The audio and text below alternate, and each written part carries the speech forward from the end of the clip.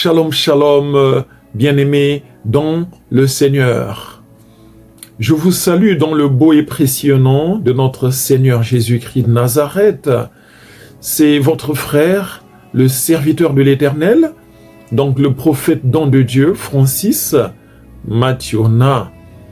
Alors, c'est la deuxième vidéo qui fait suite à la première, dans le cadre de cette pensée que le Seigneur a déposée dans mon cœur. Voilà, ce thème qui n'est autre que les réclamations des autels, ou les réclamations d'autels. Et voilà. Alors, dans un petit rappel, dans la première vidéo, j'ai mis l'accent sur la réalité biblique des réclamations d'autel. Voilà. Et j'ai parlé des personnes, moi-même y compris, je l'ai dit, je rappelle cela en passant, que je suis ministre de l'Évangile depuis l'an 2002. Voilà. En 1998, j'ai donné ma vie au Seigneur dans mon pays d'origine, au Congo, à Brazzaville. 4 ans après, au Sénégal, à Dakar, je répondais à l'appel de Dieu en recevant l'imposition des mains. Bref, c'est cela. Et là, Dieu m'utilisait puissamment, notamment dans le prophétique. Dieu faisait des choses. Il y avait des témoignages. Mais il était évident que Dieu était avec moi. Il est toujours avec moi. Mais là, en même temps, je menais certaines luttes. J'étais dans la sanctification. Pas de femme, pas de sexe avant le mariage. Et le Seigneur m'y a aidé par sa grâce. Pas de péché, pas de ceci, que Dieu, très loin, hyper sanctifié, etc. Mais ça n'a pas empêché certaines luttes spirituelles dans ma vie et certaines batailles, certaines limitations qui s'imposaient à moi, contre lesquelles je luttais. Voilà. Je disais que mais non, ce sont des épreuves du Seigneur, etc. Je citais Romains, le passage où il est dit qu'il n'y a plus de condamnation pour ceux qui sont en Jésus-Christ. Donc les autels n'ont aucun impact sur moi. Je disais que Jésus a tout accompli à la croix, mais en même temps, je menais des batailles cachées, invisibles, jusqu'à ce que le Seigneur me révèle qu'il s'agissait des autels de famille qui réclamaient ma vie, qui m'imposaient certaines limitations, que je m'intéresse à la question, que j'aille en profondeur pour régler cela. Voilà. Et j'ai expliqué que plus tard, quand je me suis marié avec mon épouse, le Seigneur nous a emmenés dans beaucoup de milieux, dans le cadre de nos voyages missionnaires, où Dieu nous envoyait des personnes craignant Dieu, servant Dieu, mais qui avaient des luttes, des limitations, des blocages qu'ils ne pouvaient pas expliquer. Et nous avons compris que c'était des autels de famille ou des autels personnels qui réclamaient leur vie, qui leur imposaient certaines limites. Voilà. Et qu'on brise cela, voilà. Et que ces personnes-là s'en sortent, entrent en possession de leur bénédiction. Certains avaient reçu des prophéties qui tardaient à s'accomplir à cause des autels. Et jusqu'à ce que l'on s'intéresse à la question, qu'on aille en profondeur pour les aider. Vous êtes peut-être, comme moi, au passé, un chrétien, une chrétienne, qui pense que les autels font partie du passé dans l'Ancien Testament, qu'un chrétien né de nouveau, rempli du Saint-Esprit, ne peut pas du tout subir l'influence des autels. Je croyais en cela fermement, mais je vous dis que j'étais dans l'erreur, j'ai été victime moi-même, après ma nouvelle naissance, après que je sois devenu ministre de Dieu. Mais jusqu'à ce que je m'intéresse au sujet, comme je l'ai dit, que je brise ces alliances-là pour que je connaisse les exploits dans différents domaines de ma vie.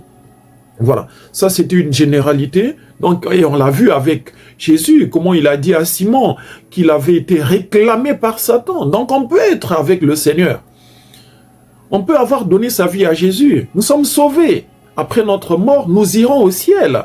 Mais si l'on n'a pas réglé le problème des autels, des réclamations d'autels de famille, de l'hérédité, eh bien, nous pourrons mener une vie frustrante, une vie chrétienne frustrante, remplie de limitations, de frustrations, de pauvreté, de beaucoup de choses, simplement parce qu'on était dans l'erreur, en croyant qu'à la nouvelle naissance, quand on est sauvé, tout est réglé. Oui, tout est réglé, mais sur le plan spirituel.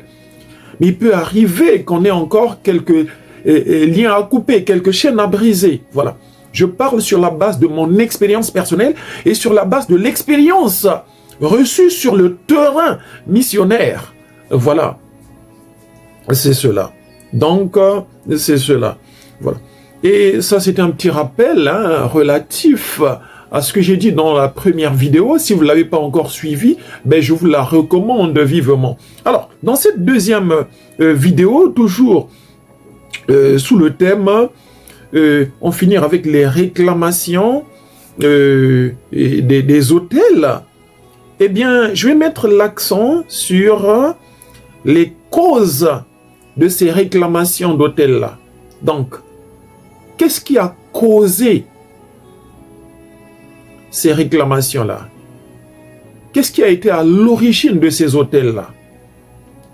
Alors, sans tarder, nous allons lire dans le livre d'Exode, chapitre 20, versets 1 à 7. En guise de réponse, c'est simplement le péché, et notamment le péché d'idolâtrie. Voilà. Commis par nous-mêmes, par nos parents, par nos ancêtres. Bien-aimés, vous êtes nés de nouveau, certes, mais vous avez un passé. Vous avez un arbre généalogique, d'où vous venez. Vous avez des parents. Si vous avez eu des parents qui étaient dans la sorcellerie, dans l'animisme, dans beaucoup de pratiques, eh bien, en marchant avec le diable, en servant le diable, en collaborant avec des esprits démoniaques, accepter la réalité selon laquelle vos parents ou vos ancêtres, vos grands-parents ont bâti des autels négatifs qui ne vous laisseront pas tranquilles, qui vont vous réclamer, même s'ils sont morts. Vos parents ou vos ancêtres, bref, ces autels-là continueront de parler avec vous. Ces esprits-là diront que maintenant, lui il est décédé, elle est décédée, mais on va ennuyer sa postérité, ses enfants. Parce que vos ancêtres ont tissé des alliances avec le monde des ténèbres. Je vais lire dans Exode 20, verset 1 à 7. Alors Dieu prononça toutes ces paroles en disant: « Je suis l'Éternel ton Dieu qui t'ai fait sortir du pays d'Égypte, de la maison de servitude. Tu n'auras pas d'autre Dieu devant ma face. » Là, c'est Dieu qui parlait au peuple par Moïse. Mais la même parole nous concerne aujourd'hui. Je sais que beaucoup diront: « Oui, mais frère Francis, prophète de l'Éternel. » Là, c'était dans l'Ancien Testament. Je vais vous démontrer que dans le Nouveau Testament, les données n'ont pas changé. Il y a eu complémentarité, simplement. Voilà. Dieu dit: « Tu n'auras pas d'autre Dieu devant ma face. » Donc, Dieu refuse l'idolâtrie, carrément. Maintenant, si vos ancêtres, au lieu d'adorer Dieu, ont adoré des idoles, par exemple, l'eau, les génies, les forêts, les montagnes, le mal, etc., c'était déjà l'idolâtrie pratiquée par eux. Poursuivons, verset 4. « Tu ne te feras point d'image taillée. » Quand j'étais catholique, dès qu'on lisait ce verset-là, je me sentais visé, je me sentais ciblé et attaqué. Et j'étais prêt à me défendre. Laissez mon chapelet tranquille. Laissez mes statues de Jésus, de Marie, de Saint-Michel-Archange tranquille. Mais j'étais complètement dans l'erreur parce que Dieu est esprit et il faut que ceux qui l'adorent ou le servent le fassent en esprit et en vérité. Voilà. Verset 4, « Tu ne te feras point d'image taillée, ni de représentation quelconque, des choses qui sont en haut dans les cieux, qui sont en bas sur la terre, et qui sont dans les eaux plus bas que la terre. Tu ne te prosterneras point devant tel. » Voilà, moi j'allais à la grotte mariale chaque matin, autrefois quoi, me prosterner là-bas, faire le chapelet disénier, etc. Légion de Marie, Saint-Michel, etc. C'est ce qu'on m'avait enseigné, c'est ce que je savais faire. Voilà. Et j'étais sérieux dans ça, et j'avais des résultats, même si ces résultats-là étaient limités. Mais quand le Seigneur s'est révélé à moi, j'ai compris que c'était de l'idolâtrie que je pratiquais en fait. Tout simplement, c'est cela. Je ne critique pas, je ne combats pas, mais j'expose simplement la vérité sur la base des Saintes Écritures. Donc Dieu a interdit ces choses-là. Voilà. Tu ne te prosterneras point devant elles et tu ne les serviras point. Car moi, l'Éternel, ton Dieu, je suis un Dieu jaloux qui punit l'iniquité des pères sur les enfants. Donc si c'est vous-même qui pratiquez ou qui avez pratiqué l'idolâtrie sous quelque forme qu'elle se présente, vous êtes condamnable aux yeux de Dieu. Et si c'était vos ancêtres qui ont pratiqué ces choses-là, qui ont bâti les autels de sorcellerie, de franc-maçonnerie, etc., etc., eh bien Dieu promet que il punira ce péché-là, pratiqué par des ancêtres sur leur génération, jusqu'à la quatrième, sur leur postérité, jusqu'à la 4e génération. Je relis le verset 5 qui retrace cela. Tu ne te prosterneras point devant elles, et tu ne les serviras point, car moi, l'Éternel ton Dieu, je suis un Dieu jaloux. Dieu est un Dieu jaloux, et il n'a pas cessé de l'être. Il veut être adoré lui seul, en esprit et en vérité, tout simplement, qui punit l'iniquité des pères sur les enfants jusqu'à la 3e et la 4e génération de ceux qui me haïssent. Voilà. Donc, nos ancêtres, quand ils éjectaient des autels, quand ils se prosternaient dans leur confrérie de sorcellerie, de magie, de tradition qui ne glorifie pas le Seigneur, ils bâtissaient des autels, ils pratiquaient l'idolâtrie, l'occultisme, et Dieu est contre ça. Par voie de conséquence, nous devons payer. Peut-être que là, puisque la nature a horreur du vide, il y a des grands-parents qui ont livré la longévité de leurs enfants. Comme j'ai dit, ce sont des vidéos qui font des extraits. Hein. On ne peut pas tout dire ici. J'ai écrit un livre très profond sur les hôtels, dans beaucoup de détails. Il y a des hôtels au niveau des nations, des villes, des familles, des personnes, etc. Vraiment un livre très profond. Bientôt, il sera prêt d'ici le mois prochain, le mois de février 2026. Vous aurez les détails, vous saurez où et comment vous en procurer. J'ai pris 3 ans à rédiger ce livre-là sur des bases bibliques. Ça porte à 90%, pas à 100%, mais à 90% au moins des réponses sur la question des hôtels au niveau des individus, des familles, des couples, voilà, des nations. Voilà, un best-seller qui va balayer le monde avec un réveil dans ce message-là, par rapport à ce message. Voilà. Gloire au Seigneur. Mais ici, nous disons l'essentiel juste pour aider les gens qui ont des difficultés dans ce domaine-là. Voilà. Donc, ce faisant, nous sommes condamnables.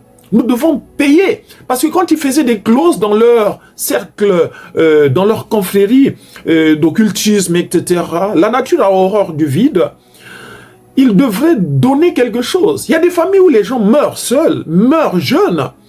Mais la cause, c'est quoi? C'est que leurs parents, leurs ancêtres avaient livré la longévité de ces enfants-là. Voilà pourquoi ils meurent. Il y a des familles où les mariages sont difficiles.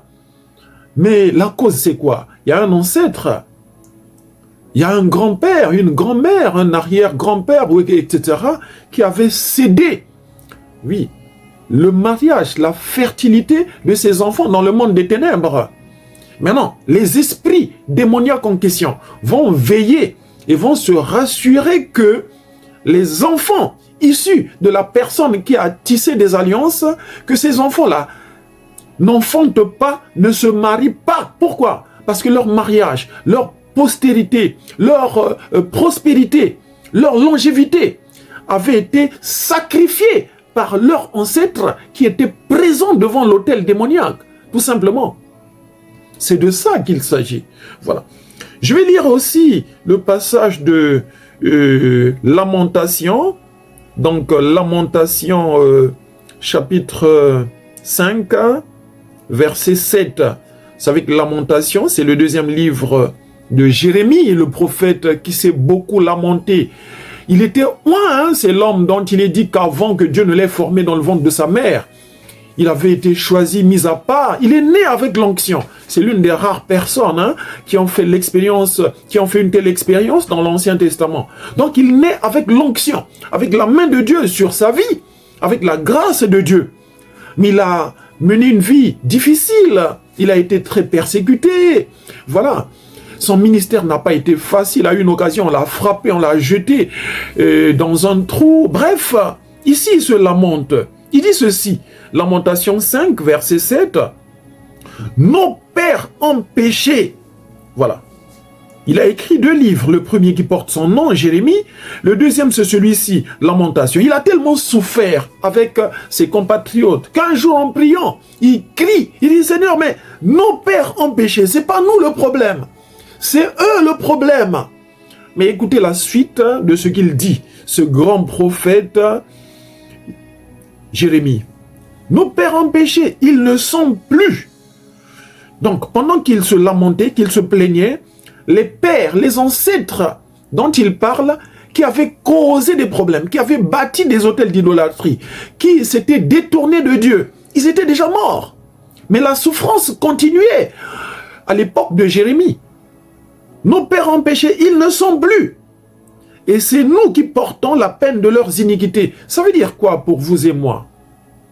Que vous ayez eu des ancêtres qui avaient pratiqué la sorcellerie, l'idolâtrie ou l'occultisme sous plusieurs formes, et que ces parents-là, ces grands-parents-là soient décédés, ne veut pas dire que l'affaire est terminée. Mais non, ils ont collaboré avec des esprits.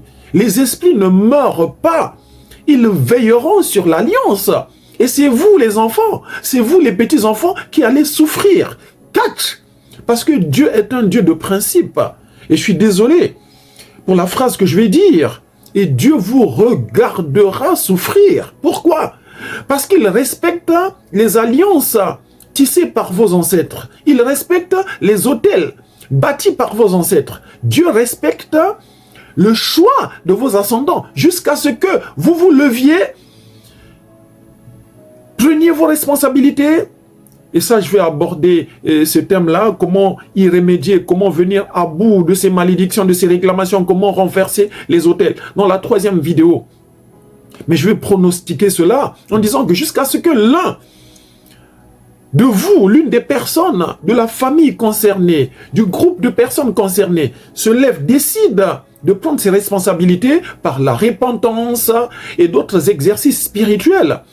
Voilà, qui vont l'aider à briser ces malédictions-là. C'est alors et alors seulement que la colère de Dieu, provoquée par vos ascendants, va se calmer et que les portes vont s'ouvrir et que vous puissiez récupérer les parcelles de bénédiction, voilà, bloquées par le monde des ténèbres. Parce que ce sont vos ancêtres qui ont fait le choix de vous livrer, qui ont collaboré avec Satan.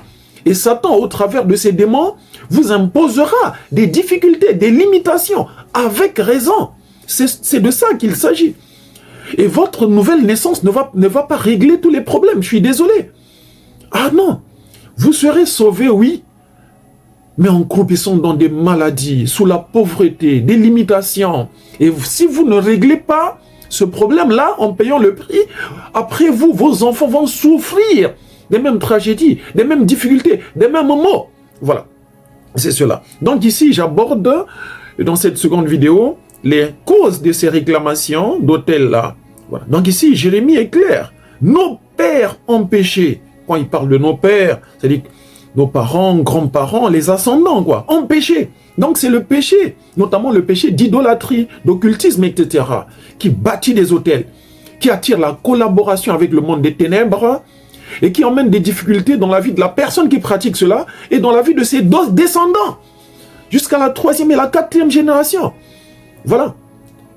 Si je peux utiliser un langage terre à terre, un sorcier, une sorcière, quelqu'un qui est dans l'occultisme, qui marche avec le diable, qui sert Satan devant un autel négatif, eh bien, fait des alliances, tisse des alliances, fait des sacrifices à Satan.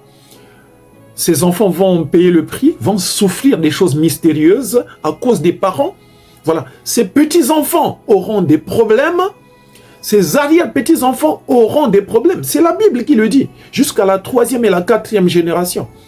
Jusqu'à ce qu'un enfant dise que non, il y a quelque chose qui ne va pas dans notre famille.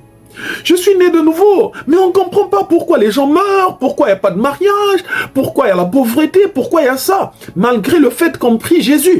Et que cette personne-là décide d'aller en profondeur pour briser ces autels-là et ouvrir le ciel sur la personne. Alors, et alors seulement, vous pourrez voir certaines bénédictions venir, parce que ça avait été récupéré par le monde des ténèbres, lorsque vous-même ou vos ascendants, parents, grands-parents, ancêtres, etc., étaient en train de tisser des alliances avec le monde des ténèbres. Et Dieu ne joue pas avec cela.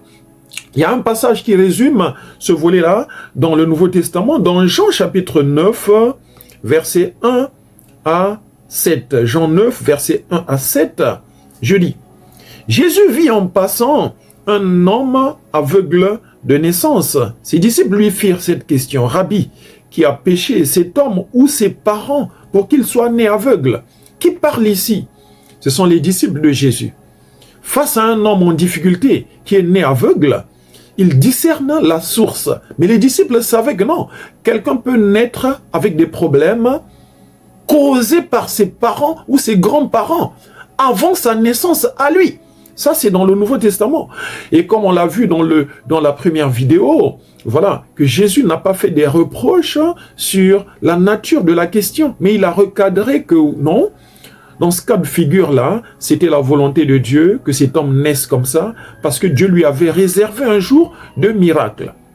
Voilà. Ce qu'on retient dans cette courte vidéo, bien aimé, c'est le fait que vous pouvez avoir des problèmes à cause des pratiques de vos parents, de vos grands-parents, de vos arrière-grands-parents. Que Dieu vous ouvre les yeux sur les réalités spirituelles concernant votre famille. Sur le terrain, j'ai eu affaire à beaucoup de personnes qui ont traversé beaucoup de difficultés, de diverses sortes, qui ont prié, qui ont jeûné, qui ont semé, mais sans trouver des solutions, jusqu'à ce que, prophétiquement, parce que je suis un homme de vision, je suis un rhématologue, un prophète qui voit, par la grâce de Dieu, je discerne que, oh, mais toi, ton père avait plusieurs femmes là. Mais voilà pourquoi tu as du mal à faire le choix d'un homme, voilà pourquoi tu vis dans le désordre. Le lien de polygamie, de désordre sexuel de ton père ou de ta mère, c'est un exemple, hein. Tu réclames, voilà pourquoi tu vis dans le désordre. Ah oui, on brise cela et la personne connaît la stabilité. Voilà quoi. C'est peut-être le cas. Je n'ai pas dit qu'on doit dédier toutes nos difficultés aux autels. Mais ici, dans ces vidéos, il est question des autels comme cause des difficultés. Voilà. Que Dieu vous ouvre les yeux. Peut-être que vous passez par des moments difficiles. Peut-être que dans votre famille, il y a certaines difficultés. Voilà. Le chômage, des morts mystérieuses, des maladies mystérieuses. Voilà. Le célibat. Des jeunes filles belles, intelligentes, mais il n'y a personne pour les épouser. Ce n'est pas simple là. Ils font des enfants à gauche et à droite, les ramènent à la famille, au sein de la maison familiale. Ce n'est pas digne, ce n'est pas normal. On peut critiquer ces gens-là, mais non, il ne faut pas les critiquer, ce n'est pas de leur faute. Ces jeunes personnes sont sous l'influence des autels de famille. Peut-être qu'on a décrété dans le monde de la sorcellerie qu'il y a le célibat dans cette famille. Les jeunes ne vont pas se marier. Les filles vont faire des enfants en désordre. Voilà. Les jeunes hommes n'auront pas de boulot, vont voler, vont être des vagabonds. Ce sont des autels qui réclament les gens. Voilà. Vont mourir jeunes. Et si vous êtes de cette famille-là, vous devez prier, aller en profondeur. Les solutions sont données dans la prochaine vidéo sur comment venir à bout des autels. N'oubliez pas, dans 3 Jean, versets 1 à 2, Dieu dit qu'il souhaite que tu prospères à tous égards et sois en bonne santé comme prospère l'état de ton âme. Donc Dieu vous veut du bien dans tous les domaines de votre vie. Mais s'il y a un domaine où vous ne voyez pas la main de Dieu agir, c'est peut-être un autel qui parle contre vous par rapport à ce domaine-là. Ne mettez pas tout sur le dos des épreuves du Seigneur. Les épreuves, il y en a, oui. Mais ça ne dure pas toute la vie. Dieu vous veut heureux, heureuse.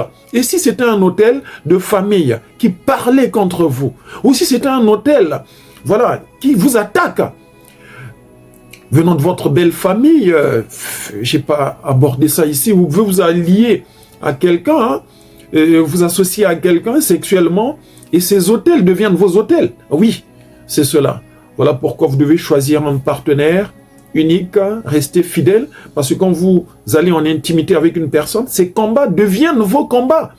Les esprits, les hôtels qui attaquent la personne peuvent s'acharner contre vous, parce que vous êtes devenu une seule personne. Voilà quoi. Ce sera tout pour cette vidéo. Que Dieu vous ouvre les yeux afin de discerner si dans votre vie, votre famille, il y a des hôtels qui pourraient vous réclamer ou réclament vos enfants, vos parents, un membre de votre famille ou une génération donnée. Mais il y a de l'espoir pour vous, il y a la solution. Demeurez bénis et à la prochaine vidéo pour les solutions. Shalom. Bye.